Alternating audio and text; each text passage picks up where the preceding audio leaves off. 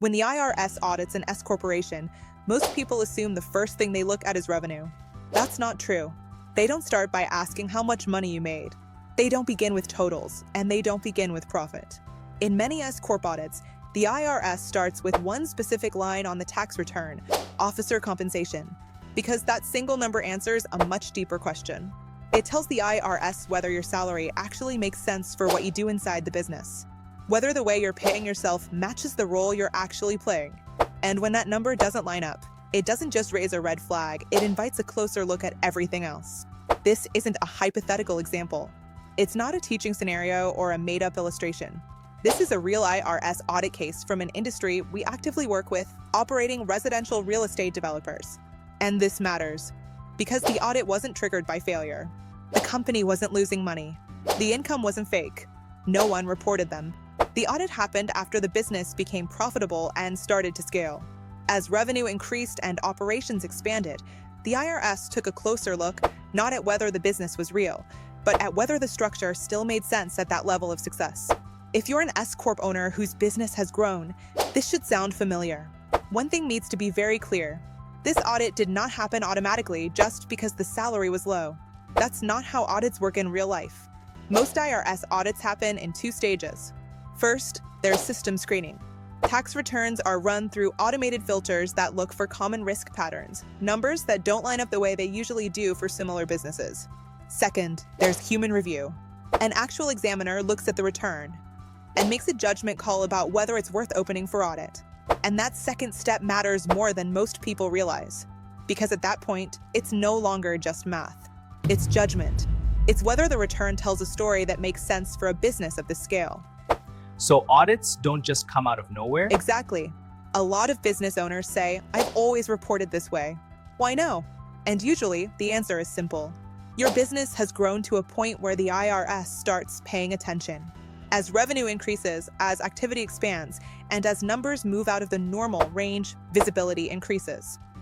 Why does this happen so often with S corporations? Because S corporations have a structure the IRS watches very closely. Owners are allowed to take compensation in two forms, wages and distributions. That part is completely legal. But that flexibility comes with a built-in question the IRS has to answer. Did the owner properly classify what should be treated as wages versus what can be treated as distributions? Because once money leaves the company, the label attached to it matters. That's why officer compensation is so often the first place the IRS looks. It's the fastest way to test whether the structure actually reflects reality. Once an audit starts, the IRS looks for a clean, objective entry point. In S corporation audits, that entry point is often compensation. It's a single line on the return, but it carries a lot of information about how the business actually operates. Why not start with revenue? Because revenue only shows profit. Salary explains the owner's role. The IRS isn't trying to understand how much the business made. They're trying to understand whether real work is being paid as wages. And if that answer doesn't make sense, everything else comes next. The owner was a residential real estate developer operating through an S corporation. And this distinction matters more than most people realize. This was not a passive investment. This wasn't someone placing capital into projects and stepping back. The owner was directly involved in the work that produced the income. That included site selection, financing decisions, construction oversight, contract negotiations, managing project timelines, and overseeing final delivery. These weren't occasional check-ins. They were ongoing, operational responsibilities that required consistent time and judgment. Multiple projects were running at the same time, which meant the owner's involvement wasn't isolated to a single deal. It was continuous across the business. So this wasn't hands-off ownership? Not even close. From the IRS perspective, this level of involvement points to active, operating labor. And when the work looks active, they expect compensation to reflect that reality. Throughout the audit, the IRS didn't challenge the revenue. They didn't question whether the business was real. They accepted that money was being earned and that projects were legitimately operating. But they kept coming back to one core question. Does the salary make sense for the role this owner actually played inside the company?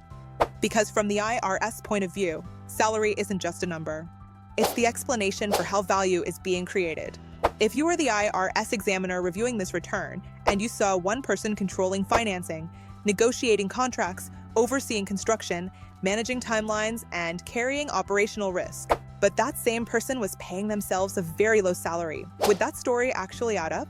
That question, not revenue, not profit, not deductions, is what anchored the entire audit. But aren't S Corps meant to save payroll tax? They are within limits. S Corp allow efficiency. They don't allow distributions to replace real labor. What if I hired managers or contractors? Does that reduce the salary requirement? That's a very common misunderstanding. Hiring affects how much you do, not whether you're still the decision maker. If you still control the money, make the final calls, and carry the risk, the IRS still sees core labor. When the IRS evaluates reasonable compensation, they look at 4 main factors. So it's not about what feels fair? Right. It's about what actually makes sense. After review, the IRS concluded the officer compensation was not reasonable. Not because distributions are illegal, but because the salary didn't match the role. The IRS reclassified part of the distributions as wages. Back payroll taxes were assessed. Penalties applied. Interest accrued. This wasn't a small adjustment. They determined a reasonable salary should have been about $180,000 per year. Actual wages were less than half of that. And this wasn't just a one-year issue. Reclassification affects future filings and increases long-term scrutiny. This case isn't saying that you will be audited. What it shows is simpler than that. As your business grows, your compensation structure has to grow with it. When revenue increases and responsibility expands, but compensation stays frozen, that mismatch is what gets questioned. Not success, not profit. Whether the structure still explains the role you actually play. This audit didn't happen because the owner was careless. It happened because the salary was stuck in the past, while the role had already grown.